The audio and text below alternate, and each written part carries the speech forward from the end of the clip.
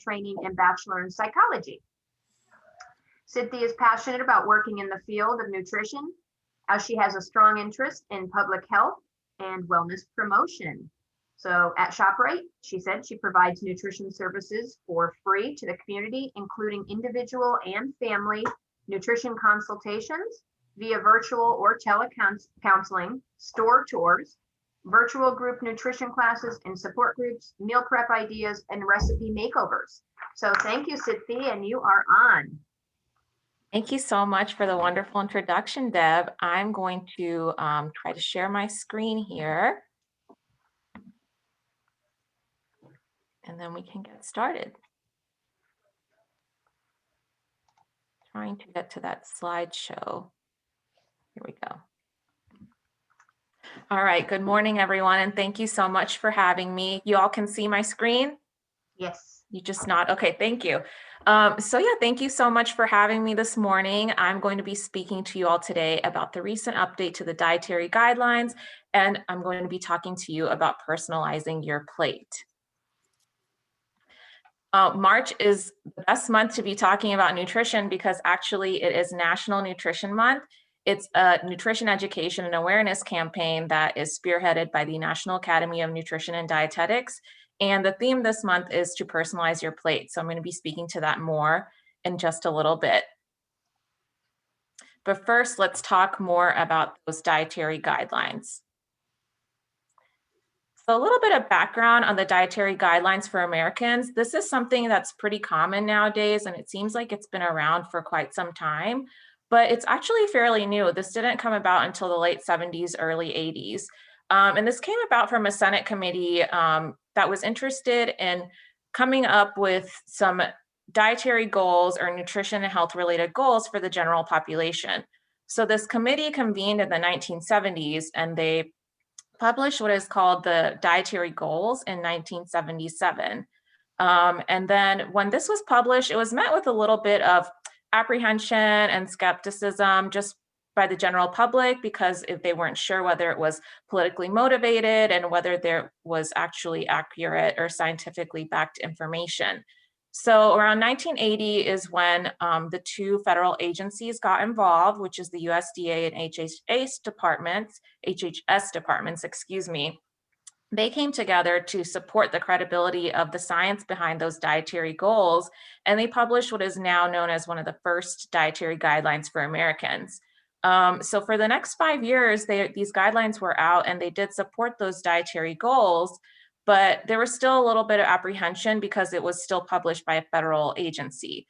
So then starting in 1985, a federal advisory committee was appointed, and this committee is composed of scientific advisors that are outside of the government sector that provide recommendations based on science and research to create and develop or update those dietary guidelines. And this committee is called the Dietary Guidelines Committee. So since that time, that committee does get together and provide recommendations. And since 1985, that update has been happening every 5 years. Now, the only difference that has happened is with the most recent update, they have appointed more members to the committee. Before, there used to be 12 nationally recognized individuals in their field. And now for this most recent update, they appointed 20 members, and you'll see why, because there was a lot more updates to this edition, and I'll explain more in just a little bit. So this is just a great chart to show you how the dietary guidelines are created and published. So looking at that most recent publication, so that 2020 to 2025, how would they go about creating that update? So first, the federal agencies, they look at that 2015 to 2020 dietary guidelines for Americans, and they use that as a basis to create, of course, the new update. Of course, also they use this scientific report that's created by that federal advisory committee or that dietary guidelines committee, and they use those recommendations to update those guidelines as well. And then, of course, they leave it open for agency comment, and for the first time, they've left it open for public comment on the dietary guidelines as well. So all this information is collected, and then these two agencies, the USDA and HHS, they write the dietary guidelines. So they make updates based on that scientific evidence. And, this is really important because a lot of federal programs use these guidelines as best practices for developing guidelines. So it's really important that these are updated as often as they are. So once these dietary guidelines are updated and created, they're sent back out for review by scientific experts. And this is done both on the federal level and also through external peer review for, to remove that bias.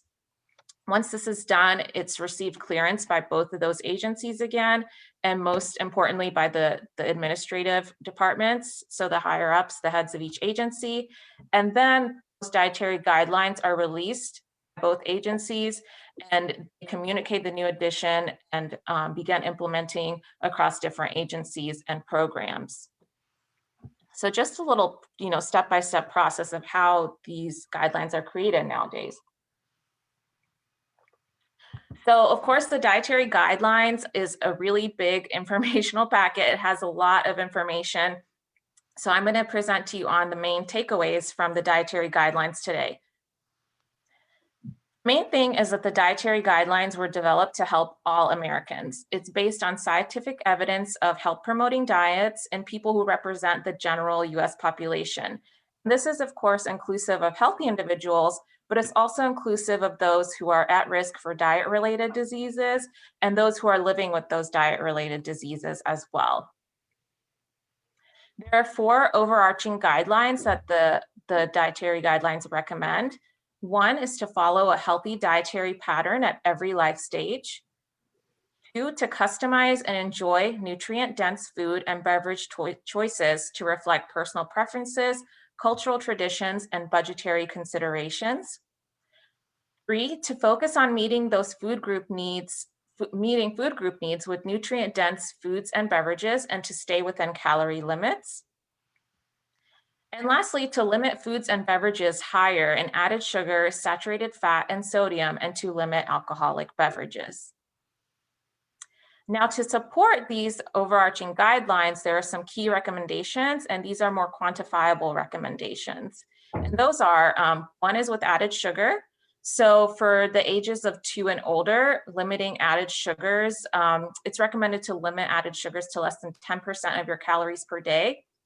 And this is actually new. This is the first dietary guidelines that are published that are giving nutritional guidance under the age of 2. So from the age, from birth to age 2. And that recommendation for added sugars is to avoid them altogether in infants and toddlers. For saturated fat, you want to limit to less than 10% of your calories per day as well, starting at age 2. Then for sodium, the recommendation is to limit the intake to less than 2,300 milligrams per day. And that's about a teaspoon of salt. And then lastly, for alcohol, the recommendation is to limit beverages, if consumed at all, to 2 drinks or less a day for men or 1 drink or less a day for women. So it's important to, I mentioned about the life stage of birth to age 2. So this is important to note too, that this is the first time the dietary guidelines has provided guidance by stage of life. And that's why the committee was increased from 12 members to 20, just because there was so much more information to review and implement and provide guidance on. So that's why the committee increased. So, they're providing guidance not just on ages 2 and up, but they're providing guidance on all the life stages. So that's birth to older adulthood. And the first time they're also providing recommendations on pregnancy and lactation. And all of this is organized in the guidelines by chapters for each life stage. Overall, though, the emphasis that it is never too late or never too early to eat healthy.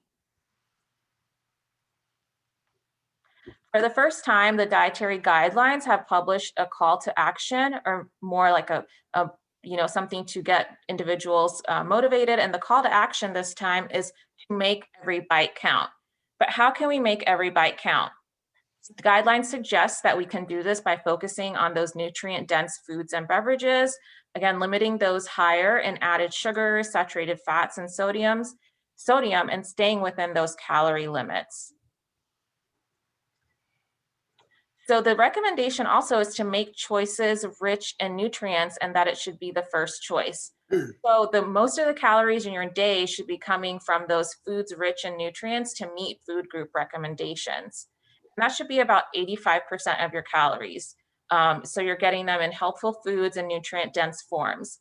And the remainder of your calories, that 15%, should be coming from those other things that we want to limit or only want to have a small amount of. And those are those added sugars, saturated fat, and alcohol if consumed. The main thing, though, is instead of just focusing on one food, the emphasis is on the pattern of eating. And it's not on just healthy choices here and there.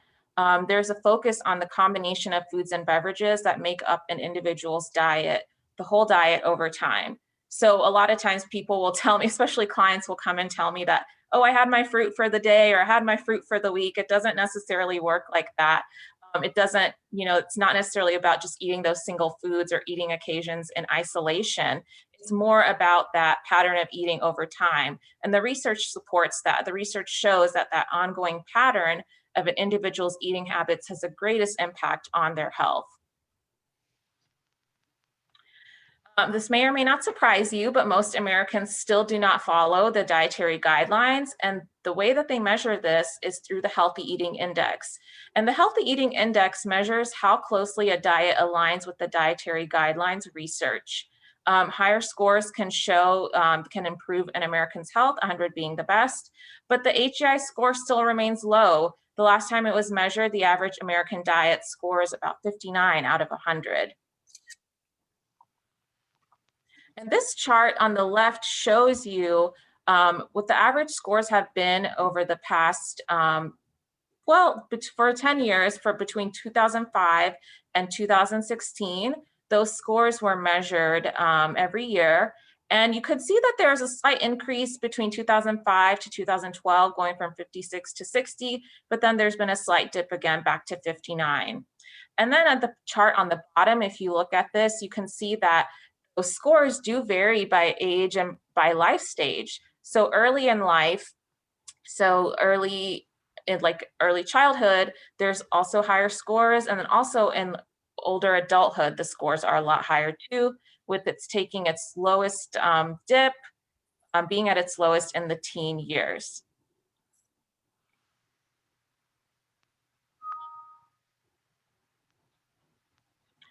Bottom line is that, foods do have a profound impact on our health, and the science is there to support it, but Americans are still not following a dietary pattern that is healthy. And, it is important to remember that nutrition needs do vary over your lifespan, depending on your life stage, but bottom line is all the stages are falling short of those dietary guidelines. There are 3 key dietary principles that the dietary guidelines recommend. Again, we're talking about those nutrient-dense foods and beverages. Try to meet your nutritional needs primarily from those. Choose a variety of options from each food group, and then also pay attention to portion size. And these recommendations are, they're saying, are what's going to help America achieve what is recommended and also improve American eating patterns. Big change that they've been promoting this time around is that these guidelines are meant to be adaptable. So they're really accounting for personal preferences, for cultural foods and inclinations, and for budget. And a lot of the recommendations are not given by specific foods. They don't want to be prescriptive that you have to do XYZ diet in order to be healthy, but it's recommended by food groups to accommodate for these different aspects of our life that can influence what we're eating. And the main emphasis is to make it your own. So make everything your own by selecting healthy foods, beverages, meals, and snacks that are specific to your needs and preferences. And this is where we're going to get more into personalizing that plate. So how can we personalize our plate and make these foods our own and adapt them to fit our needs? So again, Personalize Your Plate is the theme for this year's National Nutrition Month, and it goes really well with this new update to the dietary guidelines. And I'm going to talk to you about how you can personalize your plate to fit your lifestyle. So first things first, when you're trying to make a healthy eating routine or a healthy dietary pattern that fits you, you want to include a variety of nutritious foods from all the food groups. So that includes fruits, vegetables, grains, protein foods, and dairy. And this is all those foods that I was mentioning that, 85%, or the dietary guidelines are mentioning that 85% of our diet should be coming from these nutrient dense foods. And these are the foods that they're talking about.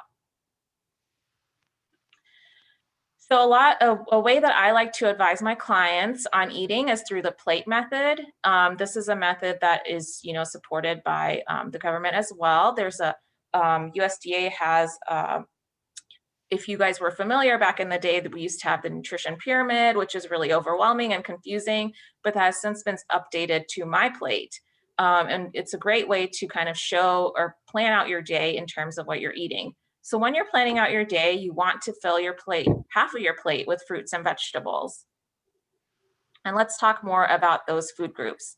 So for the adult, depending on your gender and your specific needs, the recommendation is to get about 1.5 to 2 servings of fruits a day. This can be any fruits. It can be in the fresh, frozen, or canned varieties. When you're looking at those frozen and canned fruits, you do want to be mindful of, especially with frozen fruits, you're not getting fruits that are loaded with added sugars. Especially with canned fruits too, you don't get those, opt for the ones that are not in syrups, but opt instead for the ones that are in 100% juice. So what exactly is 1 serving of fruit? 1 serving of fruit is 1 cup of chopped fruit. It can be a small banana, orange, or apple. And then also dried fruit does count as a fruit serving. So half a cup of dried fruit is a great option in addition to your day as well. It's important to note with dry fruit as well that a lot of those can come with added sugar. So opt for those no sugar added varieties when possible. So the other half of that plate, the fruits, I talked about how making half your plate fruits and vegetables. So the other part of that is the vegetables. For adults, the recommendation is 2 to 3 servings a day. And again, the fresh, frozen, and canned varieties are great options. And when you're looking at frozen varieties, make sure you're avoiding those ones that are laden with sauces and gravies. Those can actually add a lot of saturated fat and sodium to our day. And then with the canned vegetables, which a lot of people think that they're not acceptable, but they're a great way to get some vegetables in your day. The only thing is you want to watch out for the sodium content. So, opt for the low salt variety when possible. And then especially if somebody's following like a low sodium diet, go for those no salt added vegetables. 1 serving of vegetable, pretty self-explanatory. It's 1 cup of raw or cooked veggies. The only exception is for raw greens. 2 cups of the raw greens count as 1 serving.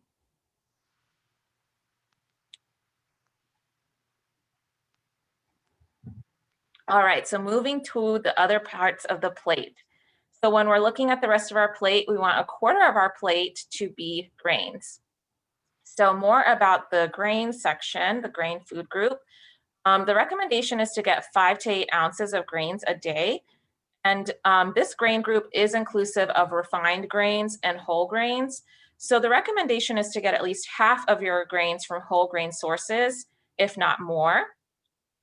Of course, examples of grains include things like rice, pasta, cereal, bread, oatmeal, many other whole grains, a lot of ancient grains that, some are gaining more popularity here in the US, but some have been pretty prevalent and common in other cultures for quite some time.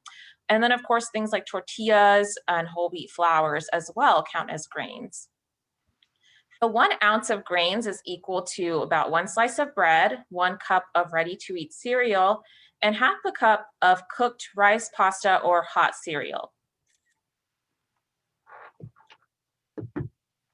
So to complete that plate, we're going to finish off with that protein food group. So when we're looking at protein foods, the recommendation is to have about 5 to 6.5 ounces per day. When you're looking at protein and incorporating protein in your day, you want to include a variety of protein foods, and you want to make sure that they're prepared in a healthful way. So make sure you're preparing them, not frying them, not preparing them in a lot of fat, but using also healthy cooking methods. So maybe baking, roasting, braising, steaming, and so on. When you're looking at meat sources of protein, look for leaner cuts of red meat, so round cut, loin, and then looking at poultry, go for the skinless poultry. So the recommendation with the dietary guidelines as well is to incorporate seafood twice a week. And research shows that incorporating seafood, especially those foods that are rich in those omega-3 fatty acids, have shown benefits in reducing disease risk, especially when it comes to heart disease. So the recommendation is to have seafood twice a week. And of course, those seafoods that are rich in those omega-3 fatty acids include things like salmon and tuna. Besides that, there are a lot of plant-based sources of protein. There's beans, peas, lentils, and then there's also things like nuts, nut butters, and seeds that are great sources of protein and can be incorporated in our day. And something that was differentiated this time in the dietary guidelines is that, a lot of times I'll have people come and tell me, like, I had beans in my dinner, and beans are great. They have protein and they have fiber, and, technically they are vegetables, but the differentiation that was made this time was that they can't count as both. So you can't put beans on your plate and say, oh, these are my veggies and these are my protein for this meal. So, you want to make sure that you're getting another source. So for example, if you're cooking with beans and beans are your veggies, then you want to choose another protein. But if you're cooking with beans as your protein, then you want to add some more veggies to your meal, just to differentiate that. And again, so what does that 1 ounce or 1 serving for protein mean? So that's 1 ounce of meat, poultry or fish. It's a 1/4 cup of cooked beans. It's 1 egg. It can be 1 tablespoon of peanut butter or any nut butter, or it could be 1/2 ounce of nuts or seeds. All right, so we finished off this plate and we just complete our meal for the day. We want to include dairy in our day. So with dairy, you'd want to get 3 cups or 3 servings a day. You want to include a variety of low-fat or fat-free options, and that could be coming from milk, yogurt, cheese, or calcium-fortified soy milk, and of course, any products that are made with these items. Now, it's important to say too that calcium-fortified soy milk does count as a dairy serving, and it does count as a dairy food, but no other plant-based milk counts as a dairy serving. And this is because the nutrition profile of the calcium fortified soy milk does is similar to the profile of other dairy foods, while other plant-based milks are not. So a cup of serving of dairy foods is a cup of milk, yogurt, or that soy milk. It could be 1.5 ounces of hard cheese, or it could be a 1/3 cup of shredded cheese. And that is the recommendation for all those nutrient-dense foods that you want to include in your day. But of course, keep in mind that a lot of these foods work, you can make them work towards your personal preference, with your budget, with your cultural background or cultural cuisines that you enjoy eating. So we talked about that 85% of those nutrient-dense foods that we want to include. Let's talk about those things that we want to limit. So those things that we want to limit are saturated fats, sodium, and added sugars. And our best tool to do so, especially when we're out in the store making those choices and purchases for our home, is through the nutrition label. And if you haven't noticed already, but the nutrition label has been updated in the past year or so. So this is the updated nutrition label. As you can see, the serving size is on the top. The calories have been updated to be in larger font. And then, certain other additions have been made through the rest of the panel as well. So this is not, for this example, nutrition label, the other different types of fat are not included. If there was a heart healthy fat, like a monounsaturated or polyunsaturated fat, that's usually included on the nutrition label as well. Another big change is that added sugars have been updated or included on the label. So before, when you would buy an item and it would list the total sugars, you are not sure what those sugars were, where those sugars were coming from. Are they natural sugars in the product? Or are they coming from added sugar or sugars that were added in the processing? And so now you can see that. So now you can see in this product that total sugars are 12 grams, but 10 grams of added sugars are contributing to that total 12 grams. Another change that was made in the nutrition label Vitamin A and C were taken off, and vitamin D and calcium were added on. And this was because when the last update was made in, I believe in like the mid 90s, vitamin A and C were nutrients of concern. There was concern that the American population was not getting enough of them. And, with the recent update, they have found that it's very rare to have a vitamin A and C deficiency nowadays, but now the nutrients of concern are of vitamin D and calcium. So those have been added, and then iron and potassium have also stayed on. When we're looking at those saturated fats, sodium, and added sugars that we want to limit, we want to check out that nutrition label. So limit those saturated fats as much as we can. Limit that sodium as much as we can, and then limit those added sugars as much as we can. So when you're looking at this nutrition label, of course, this is a standard nutrition label based off a 2,000 calorie diet that's put on each product. As a general rule, if you're looking at that percent daily value, 5% or less is considered very low of that particular nutrient. And then if something is 20% or more, that's considered very high. Or if it was a positive nutrient, let's say calcium, calcium is 20%, that's considered a very good source of this particular item. And then when we're looking at sodium, let's say somebody's following a low sodium diet, they would want to go for opt for a food that was about 5%, again, that 5% or less, or 140 milligrams per serving. So those are some of those nutrients that we want to limit and, kind of have in moderation in our day. And this composes that other 15% of our diet that's been recommended through those dietary guidelines. Of course, this is all just the tip of the iceberg, and there's a lot that can be adapted and individualized for your specific needs. But there's some great resources out there if you're interested in checking them out. I did mention that the USDA has come out with Choose My Plate. This is the plate diagram that I like to use a lot with my clients as well when we're talking about making healthy choices in our day.